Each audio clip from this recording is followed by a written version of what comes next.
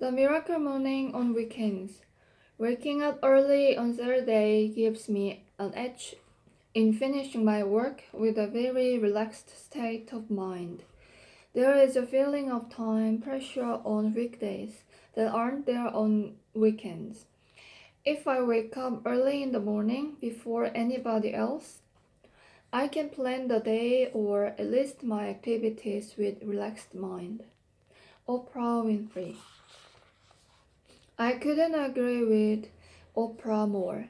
When I first created The Miracle Morning, I only did it Monday through Friday, and I took the weekends off. It didn't take long for me to realize that every day I did The Miracle Morning, I feel better, more fulfilled, and more productive.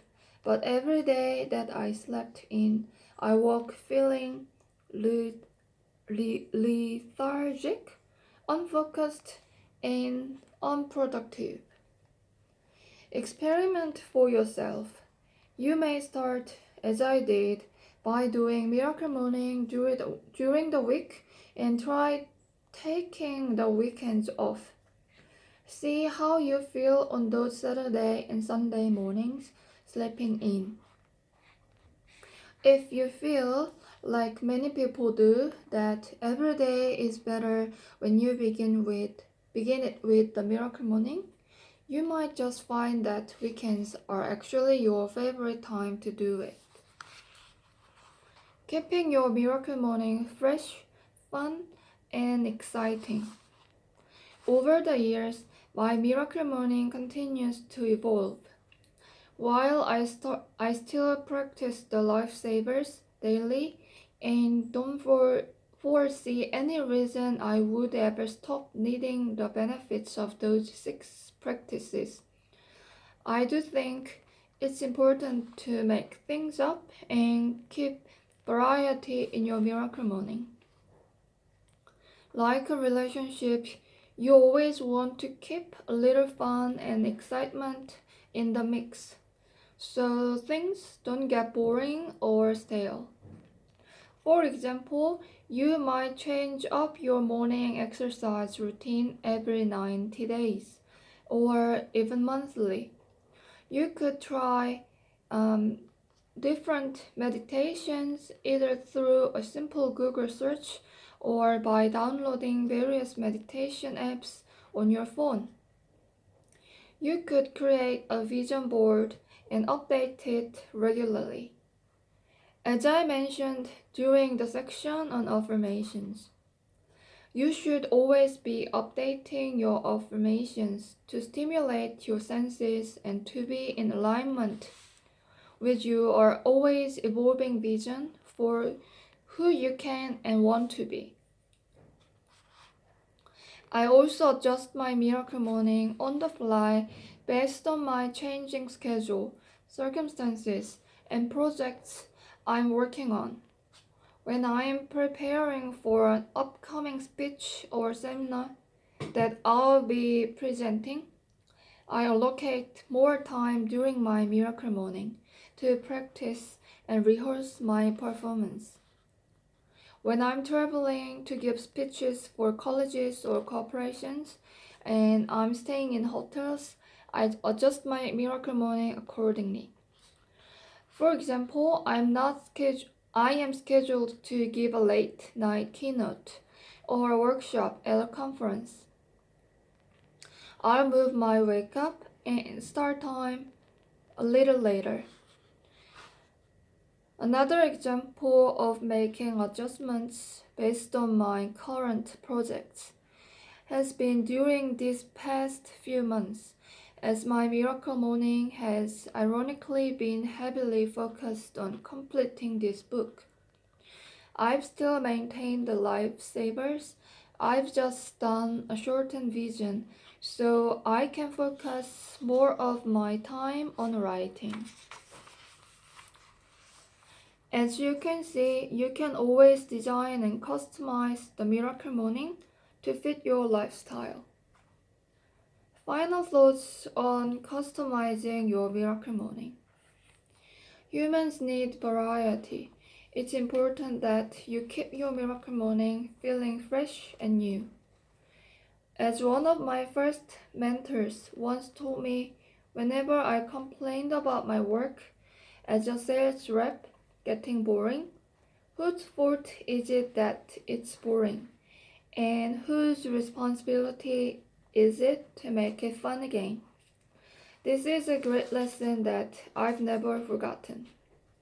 Whether it's our routines or our relationships, it's our responsibility to actively and continuously make them the way we want them to be. Remember, the moment you accept total responsibility for everything in your life is the moment you claim the power to change anything in your life. Chapter 9. From unbearable to unstoppable. The real secret to forming habits that will transform your life in 30 days. It's been said that our quality of life is created by the quality of our habits. If a person is living a successful life, then that person simply has the habits in place that are creating and sustaining their levels of success. On the other hand, if someone is not experiencing the levels of success they want, no matter what the area, they simply haven't committed to putting the necessary habits in place which will create the results that they want. Considering that our habits create our life, there is arguably no single skill that is more important for you to learn and master than controlling your habits. You must identify, implement, and maintain the habits necessary for creating the results you want in your life, while learning how to let go of any negative habits which are holding you back from achieving your true potential. Habits are behaviors that are repeated regularly and tend to occur subconsciously. Whether you realize it or not, your life has been and will continue to be created by your habits. If you don't control your habits will control you. Unfortunately, if you are like the rest of us, you are never taught how to successfully implement and sustain positive habits. There's no class offered in school called habit mastery. There should be. Such a course would probably be more important to your success and overall quality of life than all of other courses combined. Because they never learn to master their habits, most people fail at virtually every attempt to control them, time and time again. The New Year's resolutions, for example. Habitual failure. New Year's resolutions. Every year, millions of well-intentioned people make New Year's resolutions, but less than 5% of us stick to them.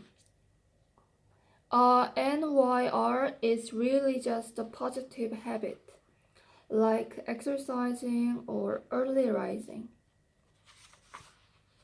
You want to incorporate into your life or a negative habit, like smoking or eating fast food you want to get rid of.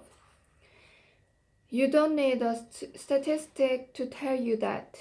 When it comes to NYRs, most people have already given up and thrown in the towel before January has even come to a close.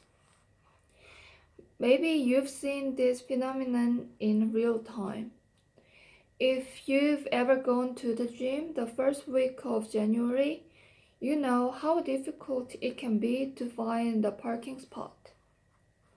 It's packed with vehicles owned by people with good intentions and armed with a NYR to lose weight and get in shape.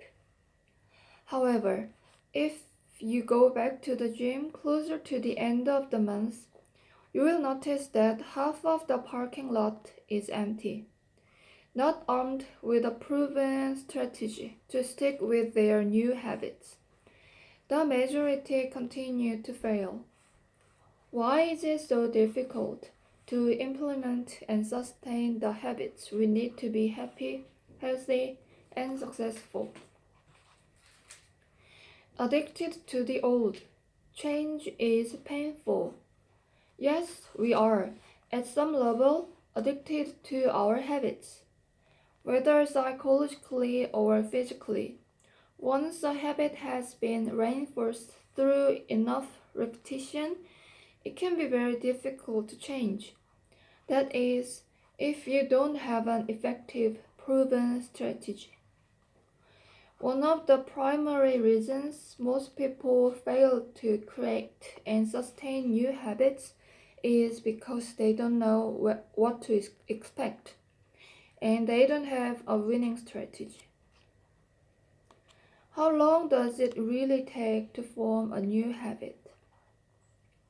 Depending on the article you read or which expert you listen to, you will hear compelling evidence that it takes anywhere from a single hypnosis session, 21 days, or even up to 3 months to incorporate a new habit into your life or get rid of an old one.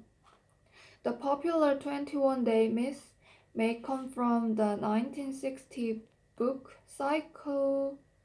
Cybernetics, A New Way to Get More Living Out of Life. Written by cosmetic surgeon Dr. Maxwell Maltz, he found that amputees took, on average, 21 days to adjust to the loss of a limb. He argued that people take 21 days to adjust to any major life changes. Some would argue that how long it takes for a habit to become truly automatic also depends on the difficulty of the habit. My personal experience and the real-world results I've seen working with hundreds of coaching clients has led me to the conclusion that you can change any habit in 30 days if you have the right strategy. The problem is most people don't have any strategy, let alone the right one. So year after year, they lose confidence in themselves and their ability to improve, as failed attempt after failed attempt piles up and knocks them down. Something has to change. How can you become a master of your habits? How can you take complete control of your life and your future by learning how to identify, implement, and sustain any positive habit you want, and permanently remove any negative habit? You are about to learn the right strategy, one most people know nothing about.